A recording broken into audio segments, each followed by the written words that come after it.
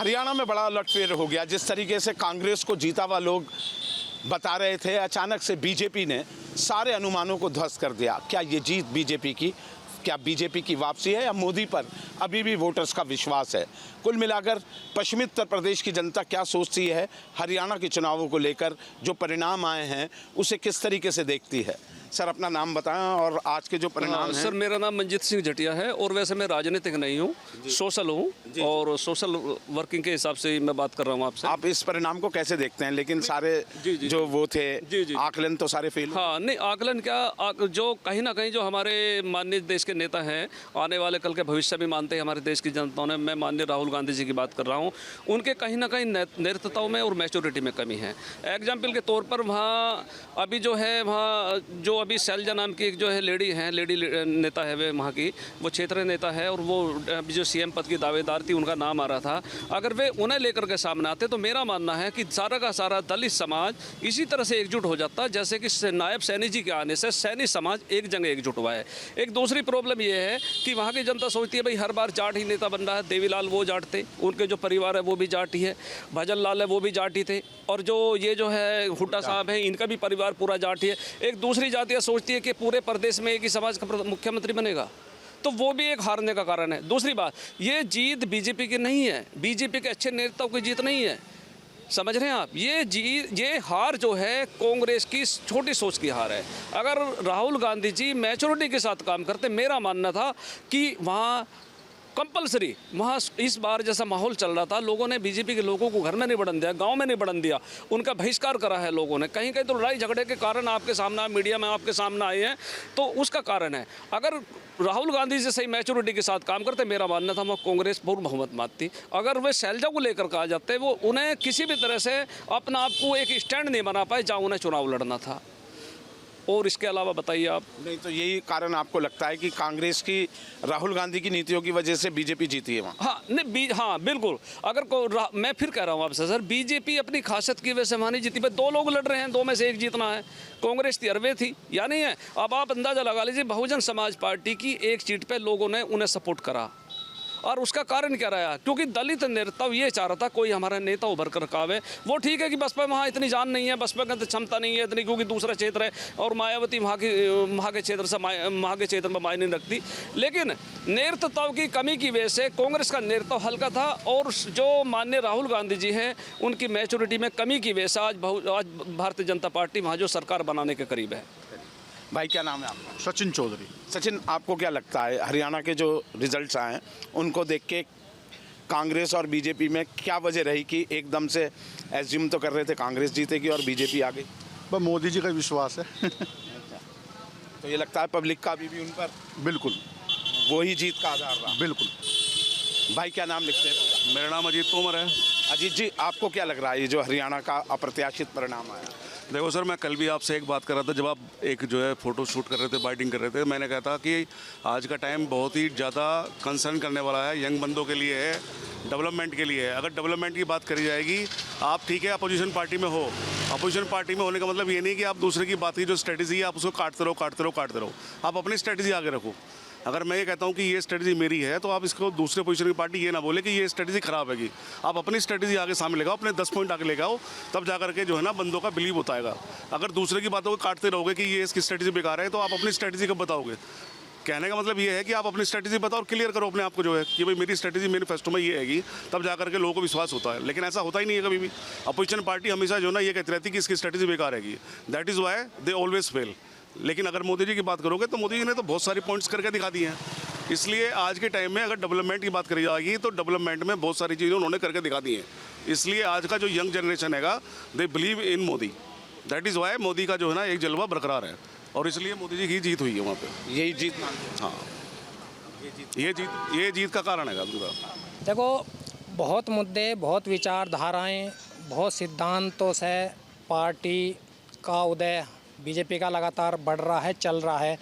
जब चुनाव से पहले जो दिखाई देते हैं आंकड़े, कुछ दिखाई देता है, सब कुछ दूसरे नज़रिए में देखते हैं। जब परिणाम आते हैं तो इसका मतलब ये है कि बीजेपी के जितने भी समर्थक है या वोटर है, वो आज भी विश्वास उन्होंने इसी पार्टी पे ही अपना जताया हुआ है, वो इधर से उधर नहीं है। चाहे वो किसी आंदोलन में कोई बात करें, चाहे वो वर्बली कोई बात करें, लेकिन इसका विश्वास जो है आज भी अटूट विश्वास बीजेपी पे है। और जो है बीजेपी के जो लोकप्रिय हमारे नेता हैं, जैसे माननीय योगी आदित्यनाथ जी हैं या और अच्छे हमारे मोदी जी हैं, इन पर जनता का विश्वास अभी बरकरार है और बरकरार ही बनता रहेगा। इस वजह से भारतीय जनता पार्टी को जो है जीत मिली है।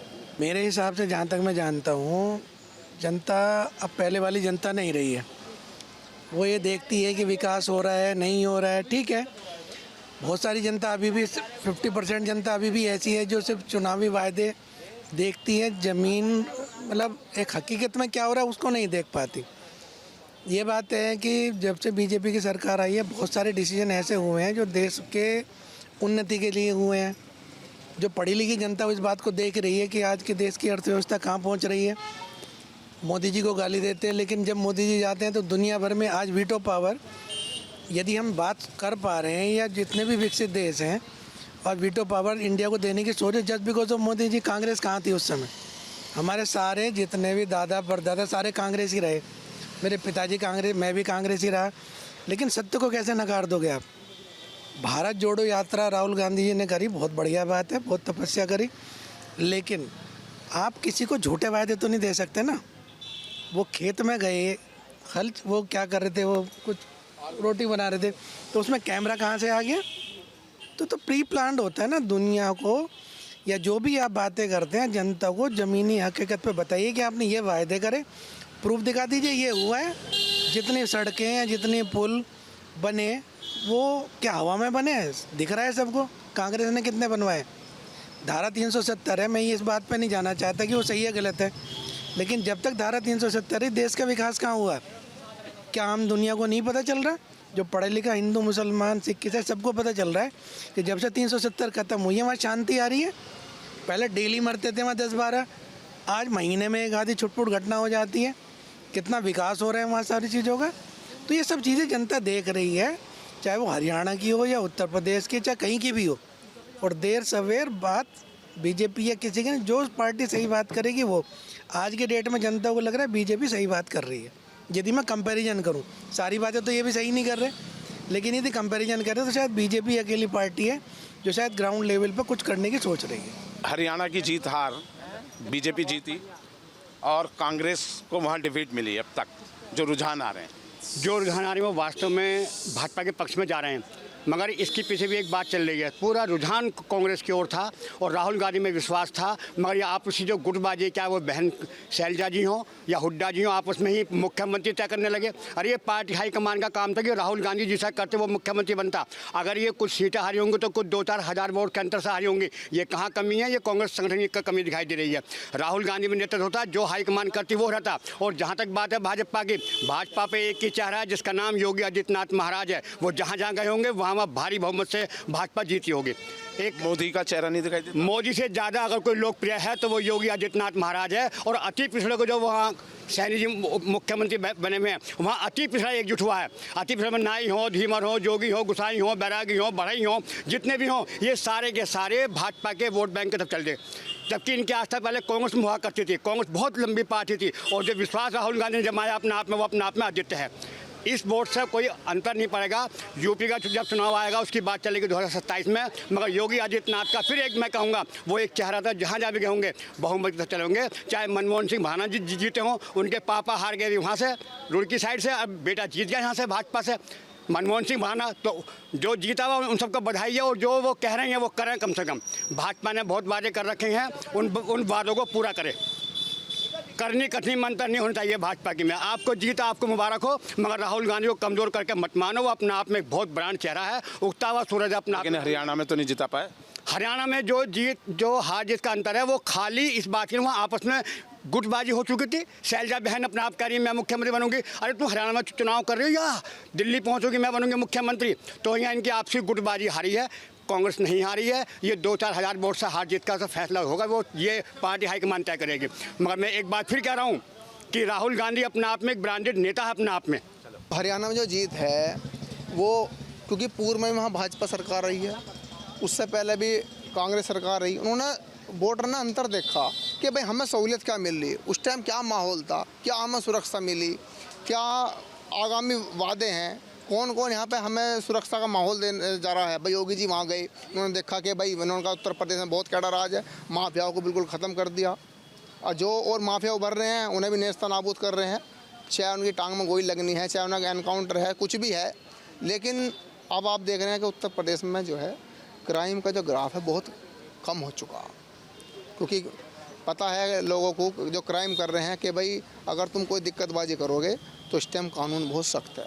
और जब ऐसा आदमी वहाँ जाकर विश्वास दिलाता है कि जैसा हमारे उत्तर प्रदेश में है वैसा ही माहौल आपको यहाँ मिलेगा, तो लोगों को विश्वास होता है कि हाँ भाई एक अगर योगी एक संत अगर इस बात को कह रहा है तो इसकी बात में कुछ दम है। और उन्होंने इसी बात पर भरोसा करके कि जहाँ जहाँ आप देखेंगे कि जहाँ जहाँ योगी जी ने प्रचार किया है वहाँ वोट परसेंटेज भाजपा के पक्ष में ज़्यादा रहा है।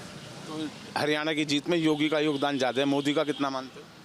देखो मोदी जी का जो लेवल है वो एक इंटरनेशनल लेवल का है। उन्होंने देखा कि भाई मोदी जी जो हैं जगह जगह जा रहे हैं, वहाँ से योजनाएं ला रहे हैं, बाहरी कंपनियां यहाँ आज एप्पल का मोबाइल का मैन्युफैक्चरिंग हमारे इंडिया में हो रहा है, और बाहर की जितनी कंपनियां हैं उन्होंने अपनी सबने मैन्युफैक्चरिंग फैक्ट्री हमारे भारत में लगा ली। वे देख रहे हैं कि इससे रोज़गार बढ़ रहा है। हरियाणा में इतनी कंपनीज हैं कि हमारे यहाँ के लड़के भी अधिकतर हरियाणा में काम करते हैं। गुड़गांव हुआ, मानेसर हुआ, ये सब इंडस्ट्रियल एरिया हैं। इंडस्ट्रियल एरिया में उन्हें सहूलियत मिली है। वो भाजपा की जो स्थानीय सरकार रही उसने वहाँ पे वे सुविधाएं दी जिससे वहाँ कंपनियों ने अपना वहाँ पे प्लांट लगाया, लोगों को रोज़गार दिया, और रोज़गार वो चाहे उत्तर प्रदेश का मिला चाहे हरियाणा का मिला। स्थानीय लोगों को भाई किसने चाय की दुकान करी, किसने कुछ कहा, वहाँ भी रोज़गार मिला उन्हें। न्यूज नेशन अब व्हाट्सएप पर खबरों के ताज़ा अपडेट के लिए न्यूज नेशन के इस QR कोड को स्कैन करें।